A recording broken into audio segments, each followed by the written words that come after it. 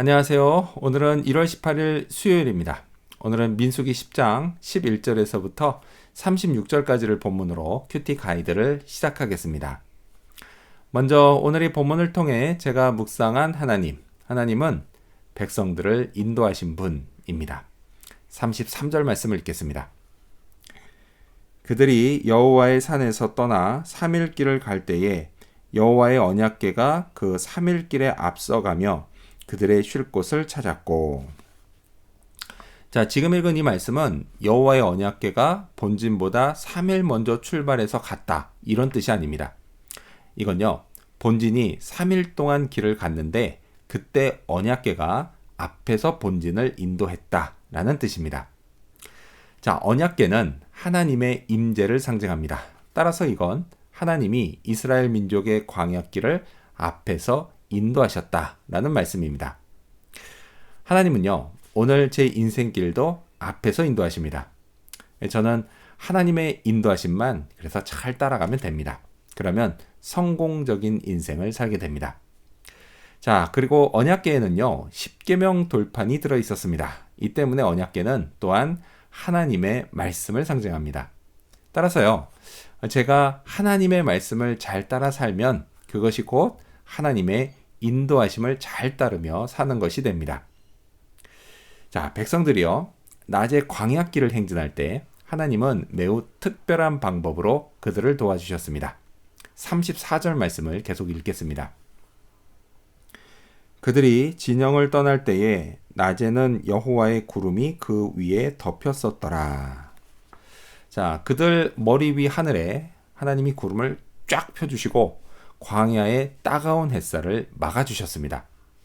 자, 그러면 광야길이라고 해도요, 걷는 게 훨씬 수월해집니다. 그래서 비록 가나안까지의 거리가 멀긴 하지만 백성들은 모두 이만하면 충분히 갈 수 있겠구나 라고 생각했을 겁니다. 그래서 지레 포기하는 사람이 없었을 겁니다. 하나님은요, 이렇게 백성들을 도우시며 그들이 힘을 내게 하셨습니다. 제게도 마찬가지십니다. 제가 꼭 가야 할 저의 인생길이 있습니다.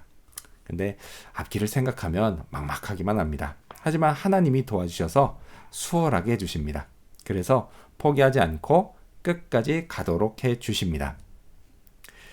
자, 그렇다면 계속해서 오늘 이 본문을 통해 제가 발견한 인간의 모습, 어떤 게 있을까요?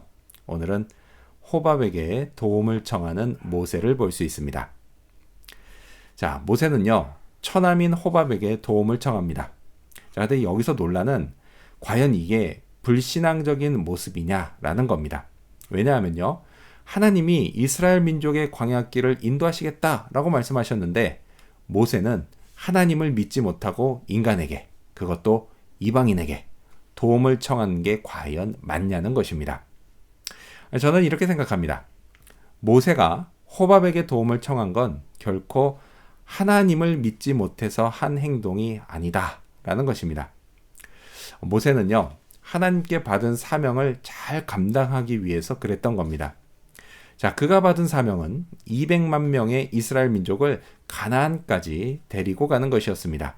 이를 위해서요, 광야길을 통과해야 했지만 사실 그 길은 모세에게 너무도 낯선 길이었습니다. 하지만 호밥에게는 매우 익숙한 길이었습니다. 31절 말씀을 읽겠습니다. 모세가 이르되 청하건대 우리를 떠나지 마소서. 당신은 우리가 광야에서 어떻게 지칠지를 아나니 우리의 눈이 되리이다. 자, 모세는 이렇게 호밥을 동역자로 생각했던 겁니다. 동역자의 도움을 받아서 사명을 더욱 잘 감당하려는 거, 이건요, 칭찬받을 일이지 결코 비난받을 일이 아닙니다. 자, 그리고 이건요, 모세만 그랬던 게 아닙니다. 성경을 보면 다윗 왕도 그랬고 사도 바울도 그랬습니다. 하나님은요, 그런 그들을 결코 책망하지 않으셨습니다. 저는요, 남들의 도움을 잘 받는 것도 인도자의 덕목 중 하나라고 생각합니다. 그래서 제게 맡겨진 사명을 잘 감당한다면 저는 물론이고 우리 공동체 식구들 모두에게 좋은 일이 됩니다. 하나님도요, 그런 저를 칭찬하실 겁니다. 자, 그렇다면 끝으로 오늘 이 본문을 통해 나에게 주신 교훈이 뭘까요? 그건 너무 고집 부리지 말자입니다. 자, 모세가 호밥에게 간곡히 부탁했던 이유는 호밥이 함께 가려고 하지 않았기 때문입니다. 30절 말씀을 읽겠습니다. 호밥이 그에게 이르되 나는 가지 아니하고 내 고향 내 친족에게로 가리라. 저는 이런 호밥이 이해가 됩니다. 내 고향 내 친족을 떠나는 게 어디 쉬운 일이겠습니까? 자, 더욱이 이 당시는요, 안전이 보장되지 않았습니다. 교통도 발달하지 않았어요. 그래서 광야길에서 무슨 일이 생길지 모를 일이었고요. 또 일단 가나안 땅에 들어가면 다시 고향의 친족에게 돌아갈 수 있다는 보장도 없었습니다. 그래서 자기 일평생이 걸린 그런 결정을 내려야 했던 겁니다. 자, 그래서요, 정말 호밥이 모세의 청을 거절하고 그냥 돌아갔을까요? 그러지는 않았습니다. 자, 성경 저 뒤로 가서요, 사사기 4장 11절을 보면 거기에 호밥의 이름이 다시 등장합니다. 이렇게 호밥은 결국 모세의 요청을 수락했던 겁니다. 자, 그는 고집을 부리지 않았습니다. 종종 저는요, 제가 참 고집이 세다 이런 생각이 듭니다. 물론 예전만큼은 아니지만 여전히 고집을 부릴 때가 있습니다. 근데 그게 좋은 거면 그래도 괜찮은데 꼭 쓸데없는 고집을 부려서 남들을 힘들게 할 때가 있습니다. 하지만요, 이 호밥처럼 고집 부리지 않고 하나님의 일에 함께하는 결정을 내리면 그것이요, 다 제게 복이 되어 돌아옵니다. 이 사실을 잊지 말아야겠습니다. 그래서 오늘 고집 부리지 말고 제가 더 내려놔야 할 게 뭔지 깊이 생각해 봐야겠습니다. 기도하겠습니다. 백성들을 인도하신 하나님, 구름을 펴서 광야길을 수월하도록 도와주신 하나님, 저의 인생길도 수월하게 도와주시니 감사합니다.